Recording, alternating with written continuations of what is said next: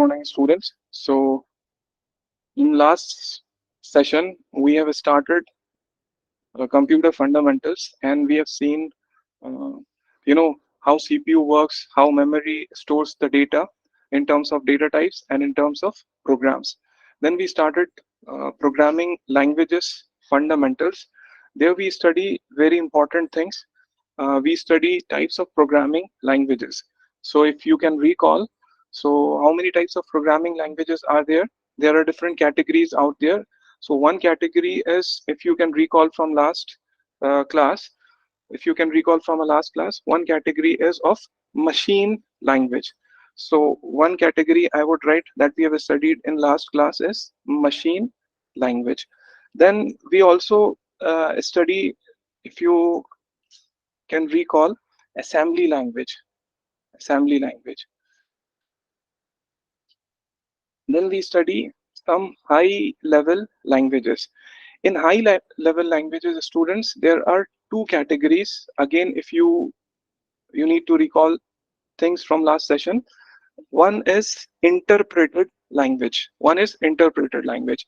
So in interpreted language, we have seen programs in Java script. So one program I have demonstrated in JavaScript, and another program that I have demonstrated is in Python. And the difference for the difference purpose, for example, how interpreted languages are different from compiled languages. Then we study compiled languages also, high level languages also, and briefly I talked about C, and briefly I talked about C++. Yes, and what is the main difference between compiled language and interpreted language? The main difference is that in compiled language, the statements are interpreted one by one, one by one. That means for one statement, you would directly see the output. You would directly see the output. And for second statement, again, you would directly see the output. Third statement, again, directly, you would see the output. And suppose that in a fourth statement, if there is an error, so it will stop at this point, fourth, and next instructions are not going to execute. So all three instructions before this error are going to executed in interpreted languages, but after that they will stop working and they are not going to execute. On the other hand, compiled languages are very different. Generally, all the compiled languages are written in main function. That we will understand in detail when we'll start the first program in Java. But here, this is like a basic structure of compiled languages. All the languages, almost all the languages are going to start with main function. And here you write statements 1, 2, 3, 4. So doesn't matter your error is coming in second statement or third statement. If any error is there, your program is not going to execute it. That means at compile time, all the errors are removed. All the errors are removed at compile time only. That's the beauty of compiled languages. One other thing is that compiled languages directly produce .exe. And what is .exe? If you can recall, .exe is a binary language, or it's a machine language which is directly executed by CPU, directly executed by CPU. So that's the you can say the output of high level languages, high level plus compiled languages. So we have seen a machine language consisting of binary zeros and ones. I hope all of you now are very comfortable with machine language. And the instructions are looking like this, because the language is binary itself. So we have only two characters, 0 and 1. Then we have assembly language, and assembly language, it's somehow one-to-one representation of machine language. One-to-one, I mean, if there is a machine code like this, so there would be just like add function, add, or if you have 002, so it could be subtract also. So it's like a one-to-one representation in human readable form, not more than that. It's a computer readable form, that is 0 and 1, but it is a human readable form. So that's the assembly language, but still it is very low level language, because we have to deal with the registers, We have to deal with the stacks inside the processor. So still programming in assembly language is quite difficult. So people have developed what is so called high level languages. So high level languages are very close to humans, very close to humans, and they use mathematical expressions. For example, all of us are aware with this expression. In this we have a one variable area, and we are calculating its value from the circle point of view. So this is pi, if you can recall, and this pi is multiplied by the radius, because we are taking 4 as a radius. So this is how we are trained in terms of mathematics. And these languages like C I have written, and C++ I have written, Java I have written, and C# I have written. All the languages, all those languages are compiled languages, but they are close to humans, so we can write easily programs in that. Otherwise, the journey of programming languages was started from the machine level language itself. Then one important thing is the compilation process. So this is very, very, very important, because earlier you used to code in turbo compiler, that's a blue screen, and some of you maybe have coded in Borland compiler, but uh, the main compiler for C is GCC compiler. So I have demonstrated this program in last session. So how you can compile a C language. So a lot of things you need to understand. First, you need to give a compiler name and a command prompt. Then you need to give a program name. So what program I have used in this class? Program itself, the name program. And if this is important point, if you are using C language, what is the extension for C language? The extension is program.c. Yes, this is the extension of a C language. Then we are interested in the output, so I'm taking this output, and the output what I want is program.exe. program.exe. So directly I would get the exe, and I have executed this program in a Windows environment. So what is the compiler name here? It is GCC. Yes, and what is the program name or the source program name? It is program.c. And then we are taking the output in a command prompt, and we are taking the output as program.exe. Similarly, if you have understood this syntax, you can use for the C++ compiler also. I'm starting at the very root level. We are not using any IDEs here. So the compiler for C++ is G++. And then same thing you have to repeat, but instead of this extension, what you have to write, let me write it completely. Program, this is program dot, if anybody can recall, it is CPP. So the extension for C++ program is .cpp. And then again you are taking the output, and the output with exactly same, because in all these languages our output is what? program.exe. Now you can take any language, you pick up any compiler, and you can follow this syntax to get the output. This is GCC version I'm talking about. C language is there, and then C++ language is there. Hope I'm not creating any kind of a confusion here. All of you are understanding this, how to compile these programs. But we have found, kids, okay, there is one problem with this. The problem is, quickly I'm going, the problem is this thing, which is called platform. Platform. What is a platform? If you can recall again from a last class, platform is nothing but a combination of what? Operating system and hardware. Operating system and hardware. So right now I am using Intel hardware. My CPU is Intel, and my operating system is Windows operating system. So whatever the C programming or C++ programming I am trying to execute, they are under this platform. They are under this particular platform, which is known as Windows platform. Yes, and all the users which are using this .exe of mine, they are also under the same platform. But there is one problem. What is the problem?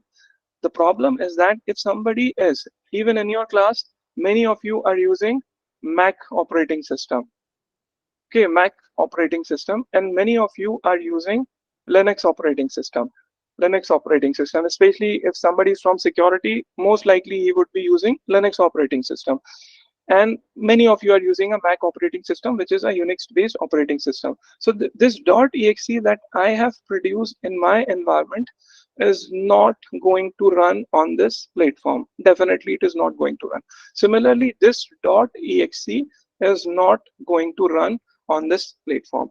So if the program is simple and small, there is no problem. You can rewrite the program for Mac operating system, and you can rewrite the program for Linux operating systems. But the actual programs, or the actual applications, or the actual softwares, they are not as simple. Okay, they are very large scale applications. Sometimes they are servers. Yes, sometimes they are distributed applications. Sometimes they are client server applications.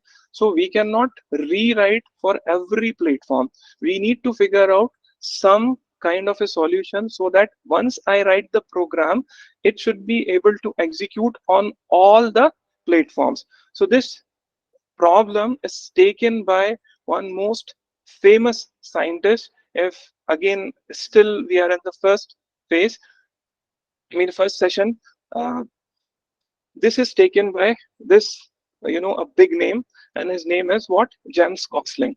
Okay, so he used to work in the company Sun Microsystem, and I told you in last class, in last session also, Sun stands for what? Stanford, U stands for university, and N stands for what? Network. So there were 4 alumni of Stanford University. They created this network. 4 alumni were there, and they created this network. Later on, they converted into an organization. So Sun Microsystem have taken the initiative, and this guy led the team, led the team to create a solution. And what they have found out that if anyhow we are able to create some kind of a virtual machine. And what is the concept of virtual machine? Okay, no problem. If you have any type of a operating system, doesn't matter if you are using Windows, and if you are using Linux, and if you are using Mac, and if you are using any other operating system. Let's say nowadays we are using Android. So doesn't matter. I will create one extra layer on top of your actual platform, and I'll call it a virtual machine. And again, I'll call it the virtual machine. Again, I'll call it the virtual machine. And this particular virtual machine they have developed. And developing a virtual machine, kids, it is not as easy as we are thinking, because we are just downloading any kind of a virtual machine, and we start executing the virtual machine, and then we executing the programs also. But inside the virtual machine, lot of things are required. It's just like a simulation of actual hardware plus the actual operating system. So it has both the things. It has the virtual hardware, and it has the virtual operating system also. But this virtual machine that they have developed, they developed for one particular language, and that language is Java. So they didn't develop for C and C++. Rather, they have come up with their own a programming language, and they call it Java. And that's why the virtual machine will become what? Java virtual machine. So that was the concept, and that was how they deal this problem of platform dependency. With this Java virtual machine, they made the programs platform independent. So if you are writing a program in Java, it can be executed in uh, it can be executed in Windows, it can be executed in Linux, it can be executed in Mac, and it can be executed in uh, Unix also, other versions of Unix. Okay, for example, Solaris and other versions are also there, and even it can be executed in Android also, Java programs. Why? Because on top of that, we have what? Java virtual machine. So actually, I would say this first time Java programs are not executed in these machines, rather they are executed in Java virtual machine. And one term they use is, this is the philosophy of again the James Gosling, write once, run anywhere. Okay, so please note it down, this thing. This is a very important thing. Write once and run anywhere. So whatever I have explained till now, they have put up in one beautiful sentence, and they say like this: write once and run anywhere. To run anywhere, kids, JVM requires one another language.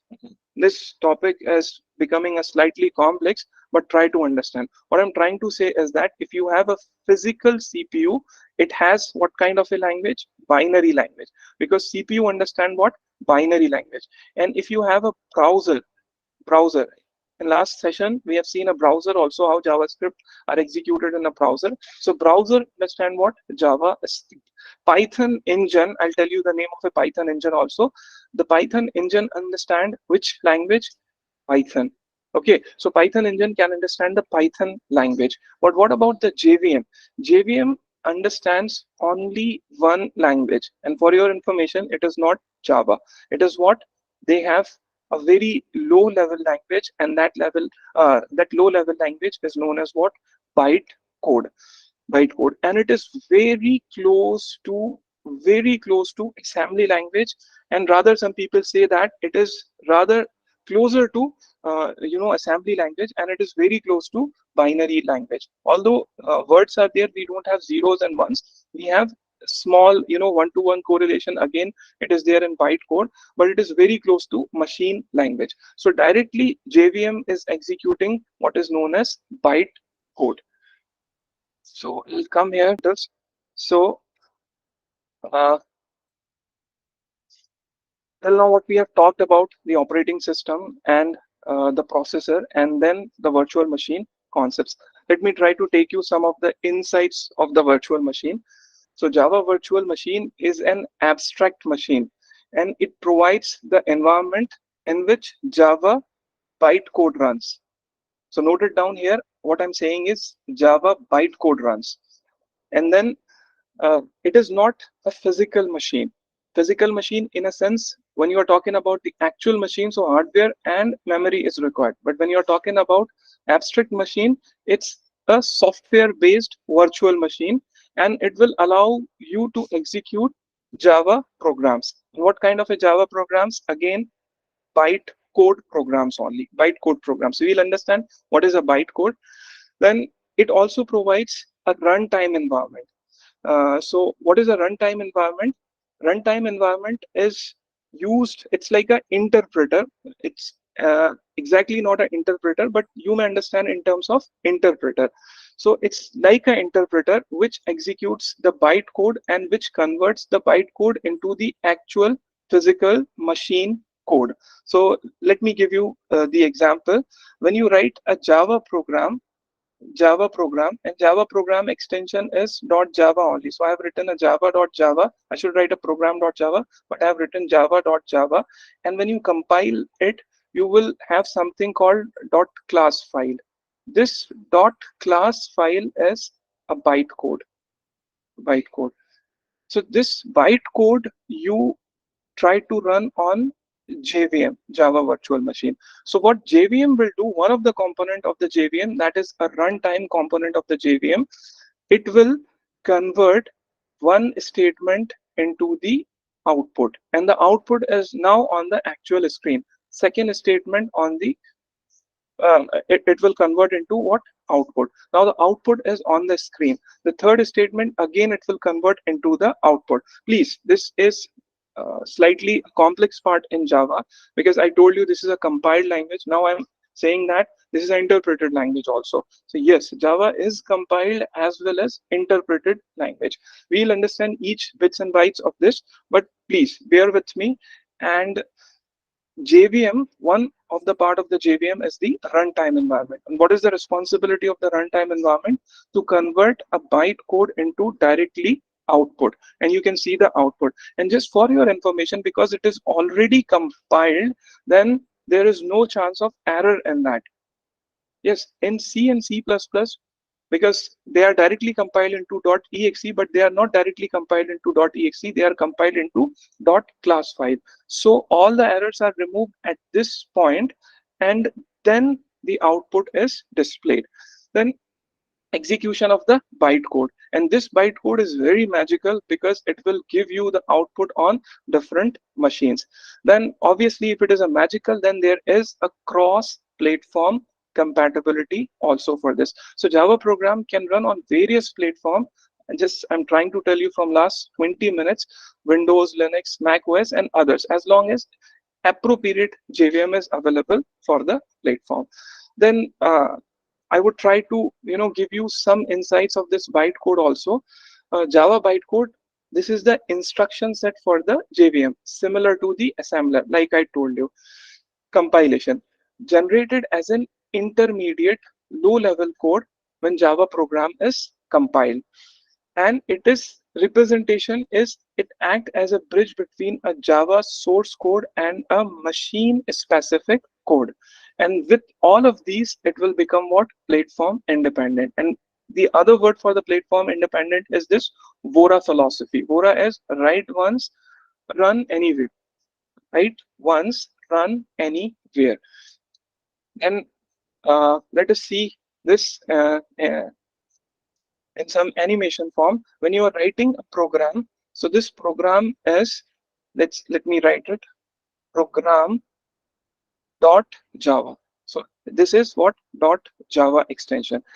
And then after that, Java compiler we are using.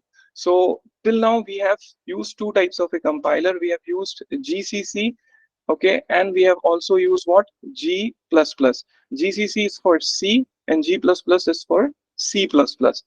And just for your information, Java compiler is, let me write it, Java C. You will understand each and everything. I'm going very slowly. So with the help of Java compiler, we would obtain a dot class file.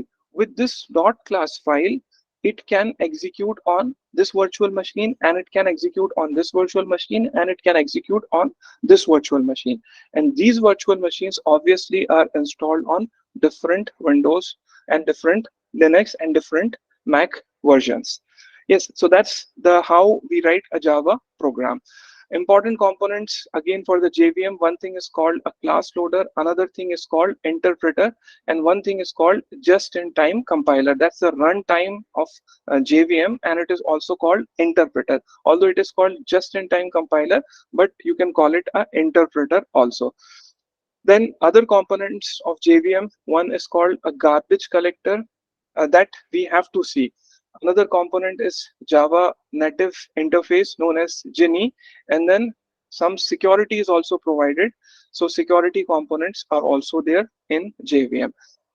And this is the hardware, not the hardware part. This is like the insights of the JVM, because I told you, kids, JVM is an actual machine. Actual machine in a sense, it's a virtual machine, but it is capable to run the programs, and the programs are capable to execute any kind of things. They can execute a file system, they can work on a file system, they can execute a servers also, they can make a client server application, they can make a web application, they can make even a mobile application, distributed application, enterprise application, whole bunch of applications they can make. But all the applications are going to run in JVM. So JVM, you noted down this diagram, there are some components. So first component is class loader, and one important component is memory area, and this memory area is allocated by JVM. So stack is there in this, you noted down, this heap is there, stack is there, and then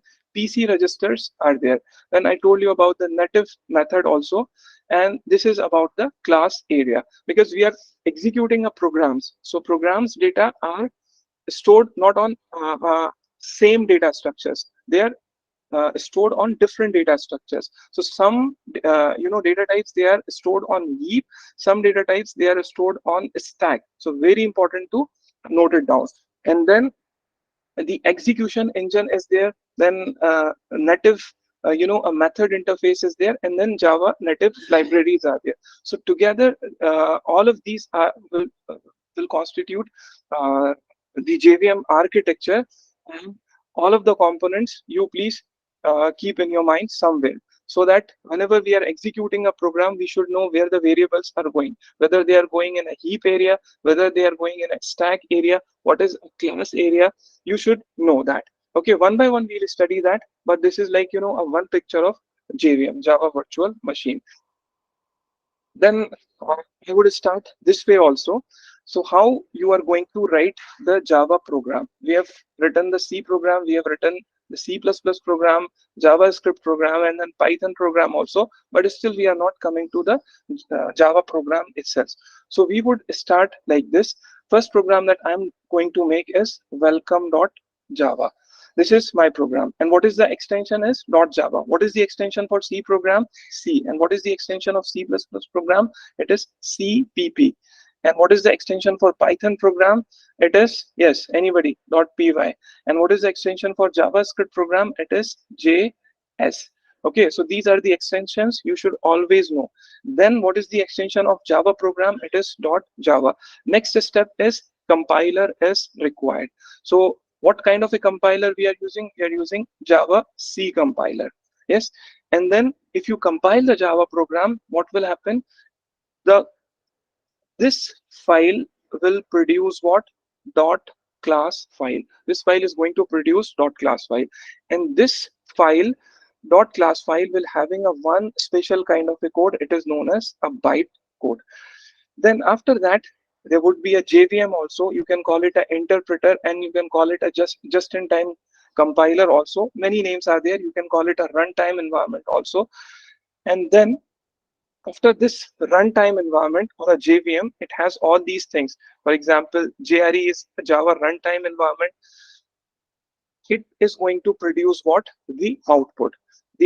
And the output, once again, I'm telling you, the output is like this. For example, one bytecode instruction, second bytecode instruction, third bytecode instruction, fourth bytecode instruction. Sometimes I'll try to show you how does the bytecode look like also, but just imagine these are the instructions. So these instructions at the runtime, they are producing the output, and then output. And this execution is so fast. Why it is so fast? Because all the errors are removed at this stage. All the errors are removed at this stage. When we are doing a compilation, so it is producing a .class file, and .class file is free from all the compile errors and all the syntactical errors and that. Then one small exercise, if somebody can help me in that, in this exercise, we will try to fill some of the things, and just simply you have to answer. You have to answer for that. C language is what type of a language? It is compiled language. You have to fill this thing, compiled language. Or anybody is with the interpreted language? No, C is compiled language. What is the compiler name for C? The compiler name is GCC. All of you note it down. And then interpreter, we don't have any interpreter in C. Then C++, is it compiled language or interpreted language? C++ is compiled language. We know that. C++ is compiled language. And the name of the compiler is G++. Interpreter name is, there is no interpreter in this. What about the Java? Java is compiled as well as what? It is interpreted. Java is both compiled as well as interpreted, and the compiler name is Java C, and the interpreter name is, now all of you can know that, interpreter name is Java Virtual Machine. What about the Python? Python is purely interpreted language. Interpreted language. Yes, can anybody name the compiler name? No, there is no compiler in that. And for interpreter name, I'll leave up to you. You should find the name of the interpreter for Python. I have leave one language, C# also. And what about the JavaScript? It is also interpreted. And then what about the compiler name? Obviously, there is no compiler. And what about the interpreter name? This is very tricky, and all of you should know that. Java, this is completely different from Java. Interpreter name is basically there is an engine, and this engine is a part of web browser. All of us are going to execute the program of JavaScript in a web browser, but there is, an engine, JavaScript engine, which is a part of web browser. So you need to find out that name also. Okay, I'll show you the names also. So for Python, the interpreter name is CPython. And for JavaScript, if you are using a Chrome, okay, so the JavaScript engine is V8. And if you are using a Firefox, so the interpreter name is Spider Monkey. I made a mistake, I think, in this space.